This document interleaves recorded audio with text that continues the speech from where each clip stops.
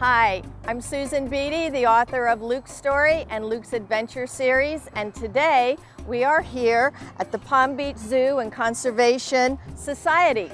Another place that I came as a child, and my children and my grandchildren, so this is fun for me now to be able to do a video presentation. The zoo is featured in Luke's Rainforest Exploration and also in other books that I have of the 7 and 4 or 5 future books. So this will be fun. I'll talk about it. I'll talk about the future books and what animals we'll have as characters.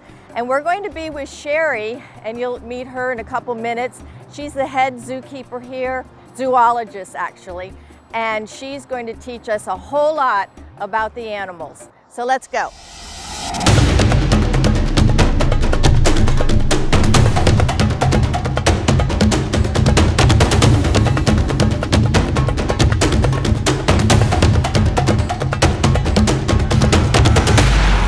So I'm here now with Sherry, and Sherry is the main zoologist here, and she's going to take us around and talk about the animals. So we do have to wear masks for the protection of not only each other, but we have found that some of the animals can actually catch anything that might be going around. So we're all being very, very careful. Let's go.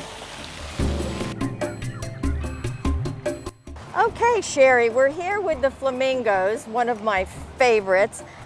In the book, that's one of the first wildlife that Luke sees when they fly into the rainforest.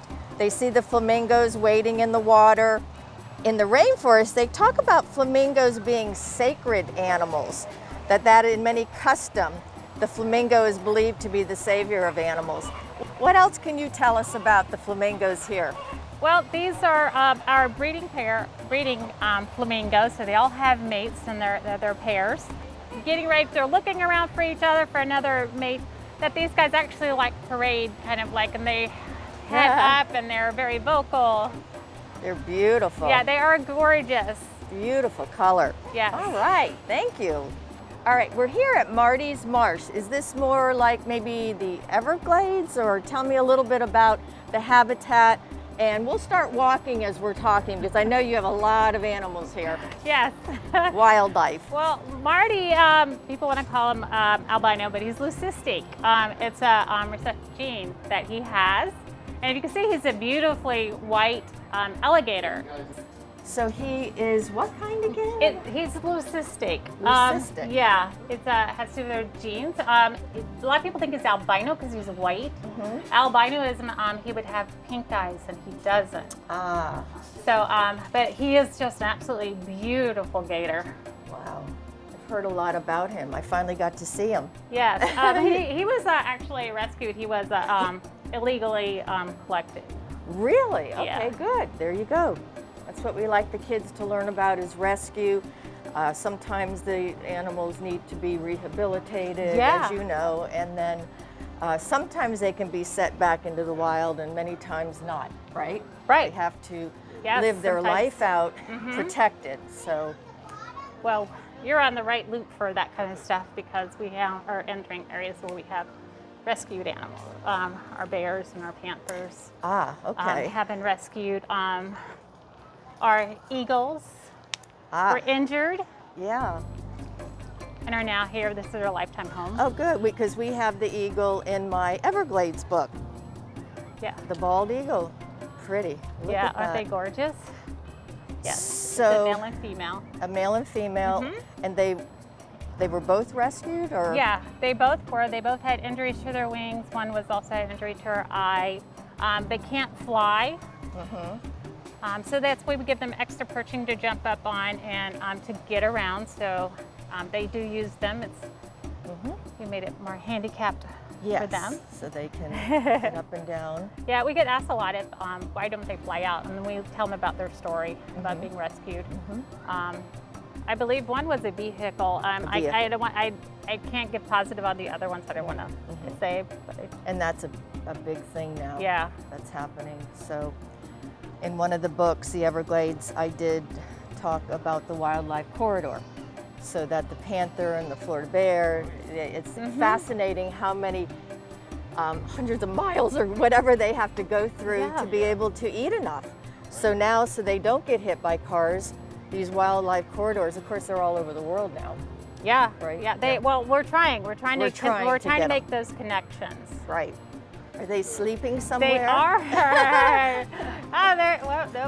They might be here in this. There we go, in the cave. Oh my gosh. Oh, there you are. That is Lewis. His brother is also here, which he is probably in the corner back over here. So Lewis and Clark, which they're named after the famous expedition, the Lewis and Clark expedition. Yes. That's something fun for the teachers to tell their kids so that they can make the connection. Look at that. Yeah, these two were rescued. They're about 3 months old. They were hit, or their mom was hit by a semi. Clark was also injured in that. The Fish and Wildlife came out, when they came out, they were able to find Lewis and Clark. They were up in a tree. It's still close by where Mom was hit. Oh, wow. Wow. You know, it was so sad. I was not there then, but God, the whole story is. But they've gotten out forever home. So once they were rehabilitated, I'm sorry, he's sitting up there if you want to see a really cute picture. Oh my goodness, look. I've never seen him sit in the cave. He usually sits out at the mesh. So how old are they now? They're 20 years old. Wow. Now, have they been here for their entire life, right? Right. Once they were rehabilitated, I believe they got here when they were about 6 months old. And this has been their forever home. Great. And they will be here forever. These guys just came out of torpor, so they were in for a few months of sleeping a lot and moving very slowly. And that's where keepers have lots of patience. Oh my gosh. So they're into their spring phase. Sleepy?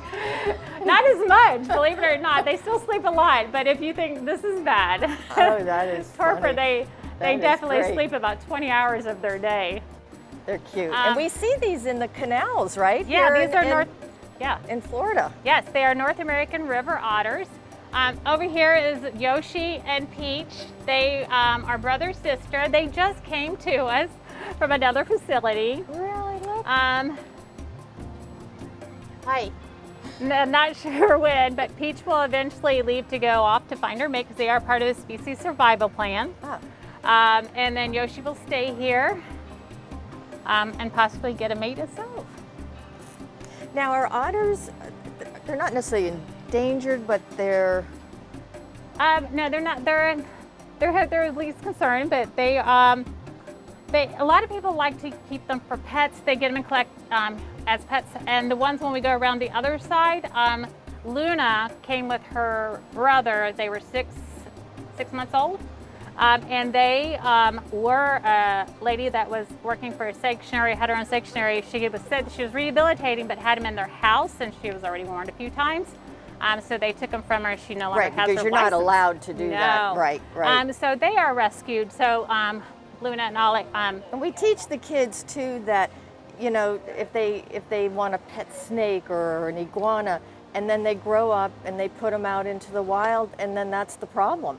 That's the invasive species. That's the problem with the pythons. So we try to tell them there are certain animals that are pets. Yes. And others are should be left in their natural habitats. Yeah, these are they're right up over back here.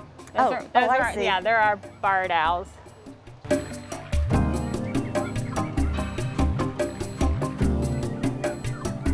That is our Florida Panther. See, I thought that I had featured her. Hi. So this is Sassy. Yeah. Sassafras. Yeah, we call her Sassy. She definitely lives up to her name. She's sassy, huh? She is sassy. She was rescued. Now, I vaguely remember her story when I was writing the book. Tell me again what had happened with her. I think it was another case of her mother, maybe? Yep. Oh, there she is. Yep, she's up there. Yeah, Sassy, Mom was killed by a vehicle over in Collier County. Mm-hmm. Her and her siblings were about 3 months old. And so that the lady that hit them contacted Fish and Wildlife. Their mother was collared, so it was easier for them to find the cubs when they found them. One was already gone. Yeah, I do remember The other now. one, yeah, the other sibling was very emaciated, didn't make it. She was very emaciated. She made it. She went to Naples Zoo, where they had just built a panther hub for rehabilitating and releasing, if possible, of Florida Panthers. So once she was well enough, strong enough, she came here, and this is her forever home. And she's doing very well. That's great. Yes. That's great. I do remember her story. Yeah. And again, you know, the wildlife corridors should, you hope, prevent some of these injuries by vehicles. Oh, yes, yes. We're seeing that that they are, by the camera traps, we are seeing that these panthers and even bears are actually using these corridors. Can see that. Yes, because I do the camera tracking with Carlton Ward. We go out. Yes, There's I'm a very team familiar of us with that go Carlton. out there, and we He get to did do the that videos. great movie, or the great documentary. Yes, he Didn't did. he? Yes. Yeah, right. Yeah, so it's really cool to be able to be part of that and to be able to watch, because we review the videos, and it's really cool to see all the animals you see and actually using these corridors. Using it.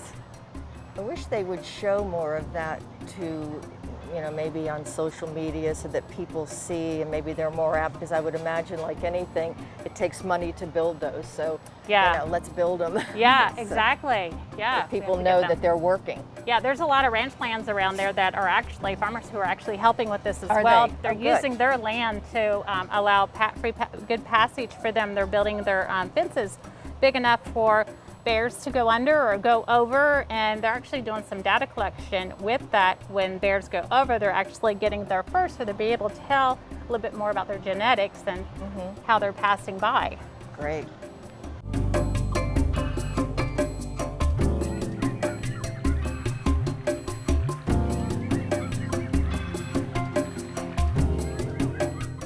So we're in the tropics, which is like the rainforest, or the tropics, meaning that this is like more the These are gators. Gators, Yeah, this is, so yeah, they're we're- part of their we're- wetlands, but you can see them better here on this side. so Yeah, this is Wilma and Fred. Wilma and Fred. Yeah. They're natural. Oh, I yeah. love seeing animals out in their natural environment, although I love working with them, but it's still really cool and different to see them out in the wild as well. And again, the difference between an alligator and a crocodile, Their snout. Their is- snout. Yes, and crocodiles are really aggressive. so are they all parrots, macaws? Macaws, yes. Macaws, okay. They're blue and gold macaws, and those are a military. All right. Oh. So pretty. You guys are very pretty too. Oh, look at me. Look at me, see, I'm beautiful. We see I'm you. beautiful.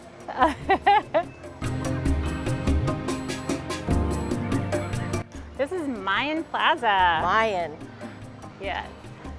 You're gonna see our jaguars up here.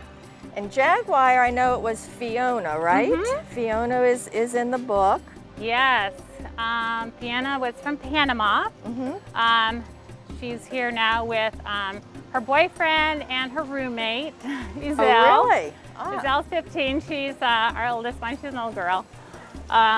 Sweet girl. She's out right now, Isel is. But yeah, Fiona was rescued, and this is her forever home here. Again, for illegal trade, the hunting dogs got a hold of her Really? and injured her pretty badly. They didn't know she was going to survive. Look at that. Isn't she Oh, just that's a- great. Yeah. If you can zoom in, look at that. Just days old Yeah. in 2014 when she was left clinging to life following an attack by hunting dogs. The loss of her mother to poachers, which the children that I write and I teach about poaching at such an early age, means Fiona is unable to survive in the wild. Following an intense recovery, she was raised by biologists at a wildlife rehab center in Panama while they looked for her forever home. So thanks to the sponsor, Jaguar of Palm Beach, and the collaboration of people, Fiona was successfully transported from the rainforest, Gamboa Rainforest Resort, to Palm Beach Zoo. Great. Yeah. Look at how beautiful. Oh, Yeah, she is beautiful. She's such a sweetheart too. see if we can And see she's her. very playful. There she is. Oh, yep, that's Mrs. Zale. Zale. So the spots, because I still get confused. Oh, yeah. Can you explain that to me? Yes. Because when I was riding with all these beautiful cats, I was like, wow. They have lots of spots. Now there's 3 of them that they get, the most common that guests get confused on are your cheetahs, your leopard, and your jaguar. Right. All right, so I'm gonna start with your cheetah. Cheetah has the black tear marks on the eyes, but also their spots are like somebody took a Sharpie and just colored in a little circle and just Sharpied them all over. Leopards are just rosettes all around on their body. Just that little rosette thing. Now, jaguars have a little of both. They have the rosette with that little spot right in the middle of the rosette. Now that spot, they can have 1, 2, 3, it can be a cluster of spots inside the rosette, but that's how you can tell the difference. Wow. Their body structure also in size is also different. These guys are more, they got a bigger head and jaw. They can crush 2,000 pounds of pressure per square inch. Wow. These guys swim and climb, so nothing's safe out in the Amazon. Yeah. The yeah, rainforest. with them. Yeah, so they are just amazing. My book, we talked about the Rainforest Alliance seal so that children could learn when they go to a grocery store, if you get the seal, which that's in one of the books, that's in the Rainforest book, that has the green frog. Yes, the green frog. And that's, again, to teach the kids what to purchase that doesn't hurt the rainforest to produce, you know, whatever it is. Yes, like palm oil is the biggest one. Palm oil, yes. Yes, that's the biggest that's, one. That is. Speaking of indigenous, each of the books features a tribe. So I have the Kayapo in the Rainforest book, and I have the Seminoles in the Everglades book, and I have the Maasai in the Africa book, so to teach kids their culture and what it is, because they're so connected with the earth, the animals, traditions and customs. So that's a big part of my books. That is really cool. So this is a, how do you pronounce? A tapir, Baird's tapir. This is a tapir. Baird's tapir, yep. And I think I do have a tapir in this. Now the Anteater, oh, there he is, right here. Here we go. That's Spencer. Yeah. Yes. So I was trying to see who was in here, because he's never with Joey, but this morning Spencer and Alyssa were both out. Okay. So I think they put Alyssa back with Joey. And these are little Patagonian Cavies. Yeah. So they look like they could be part of a rabbit, maybe? I don't know. I'm sure everybody says that, but they're not. Yeah, they do. They get called a rabbit a lot. Yes, but no, they're not a rabbit. But they are really cute. They are. These guys are also very skittish. Yeah, and their keepers have done amazing work training them. Because they used to go into the yard just to feed and they'd run away, but now they're coming up, they're eating from them, so they've done a lot of hard work with them just to be able to help with their husbandry, to help take better care of them. Ooh, Ocelot? Yes, Ignacio. Ignacio has a couple of, there he goes. There's he has a couple those of beautiful favorites. Markings again, Aren't they right? gorgeous? Yes. Yes. And he is right up in the shutter. Oh, look at us sleeping. He has 2 favorite spots. So that's one. The other is up on the roof. Just sticking there.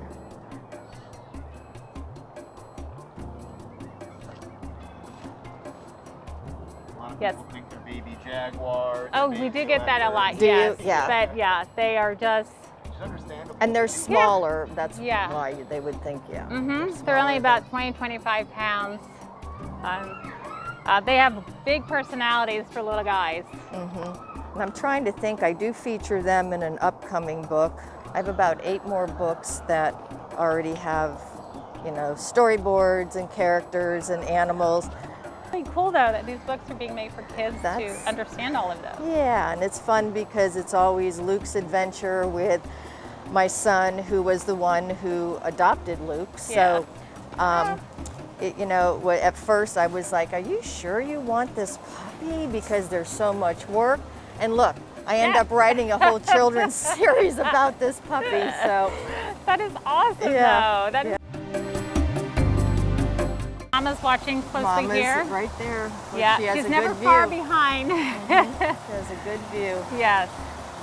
And so I will be featuring the tiger in Luke's Magic Carpet experience. We will have a tiger and other animals. They are just beautiful. Aren't they gorgeous? They are just as sweet as ever. They're so smart. These guys started learning behaviors when they're about 2 months old. And they're so good. They have different personalities, talking about personalities. Little Melody, she's a little more nervous of people. She stands back. She does not care if people make her nervous. So if there's a bunch going on, she will go back. She likes to stay. But when anything new, Mom communicates to them by chuffing, telling them either to hold back or to come on. When they first came out here for the very first time, any new area, Oppie would chuff at them and they'd stay back.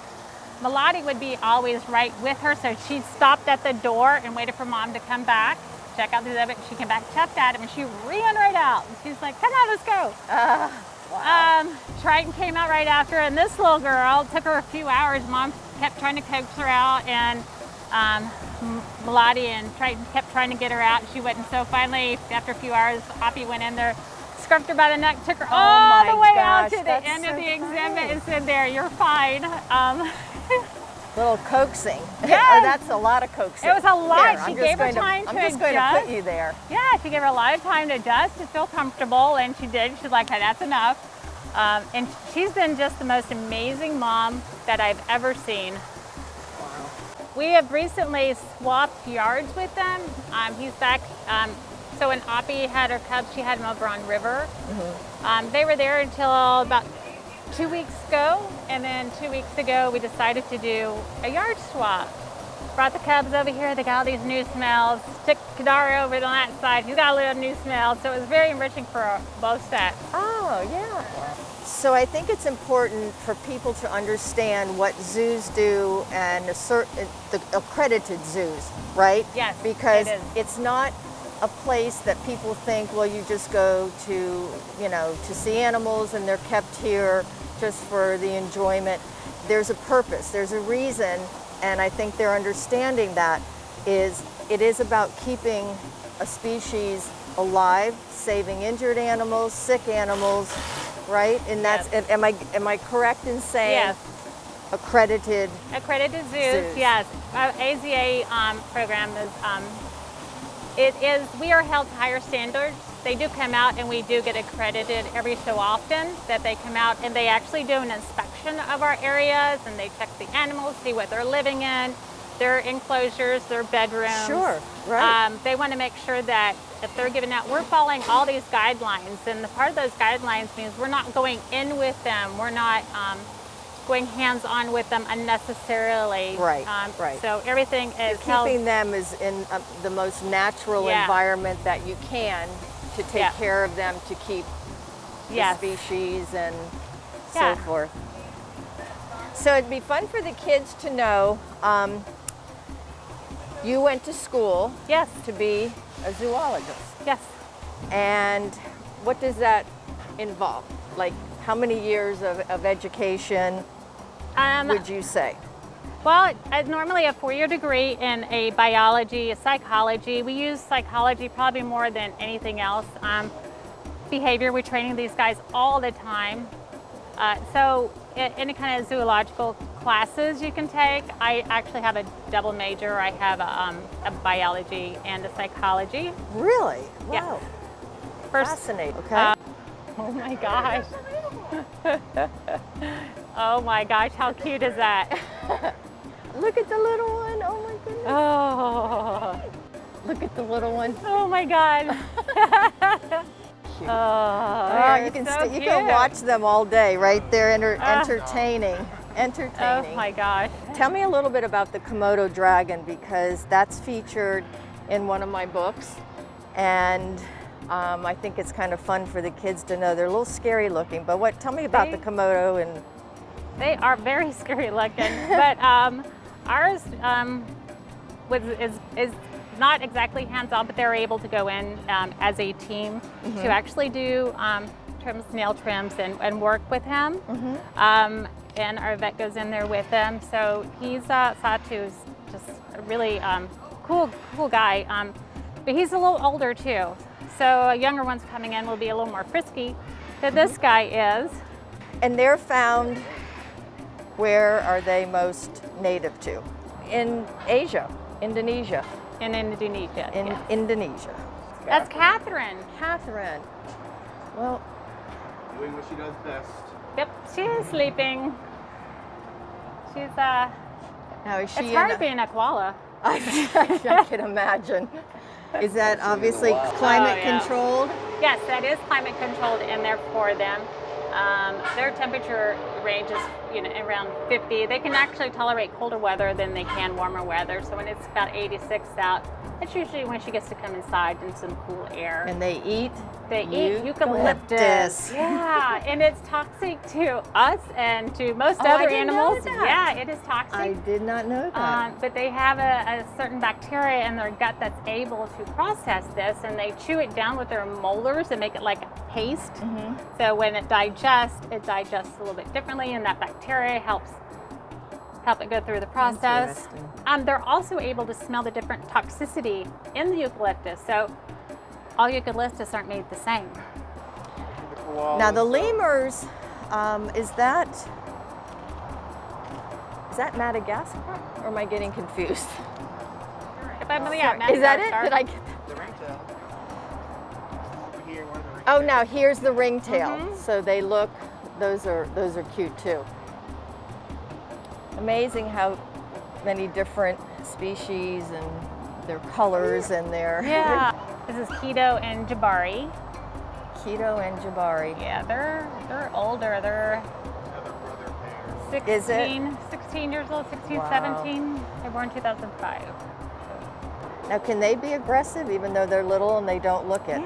Yeah. No, actually they can. Can be very aggressive. Yeah, don't with size. That's so deceiving. Don't let that look fool you. No, and just because they look at you with those little eyes, it's so sweet. Yeah. Yeah, they can be very aggressive. Wilbur, we did a photo shoot Yeah. with Wilbur, and then these two little girls are daughters of a friend of mine in the that are in the story. Yeah. So we did get to do that day. Oh, that's awesome. Yeah, Wilbur's in our education department. So, thank you very much. This has been such a treat to always come out here to the zoo and then listen again. And I learn something each time I come out. And I hope that the kids enjoy this, because, we can bring the zoo to them. And as soon as the zoo opens up with classes, the students can start coming back on field trips. In the meantime, they do some virtual teaching. And it is open, though, still to come, come with your family. And that would make for a fantastic day. And then look at the books, because you'll see a lot of the animals in Luke's Adventure series. And that's it. Thank you so much. Oh, you're welcome. Thank you for coming out. Thank you. Enjoy the books. We will hopefully be back again. And again, maybe without masks, hopefully. So, okay. Thank you. All right. I hope you enjoyed this video. For more information about Luke's Storybook Adventures and my virtual speaking engagements for schools, click the link to my website in the description or email me. If you like this video, give me a thumbs up or leave a comment. If this is your first time to my site, tap the subscribe button and ring the notification bell so you don't miss any new videos. And tap the next video now.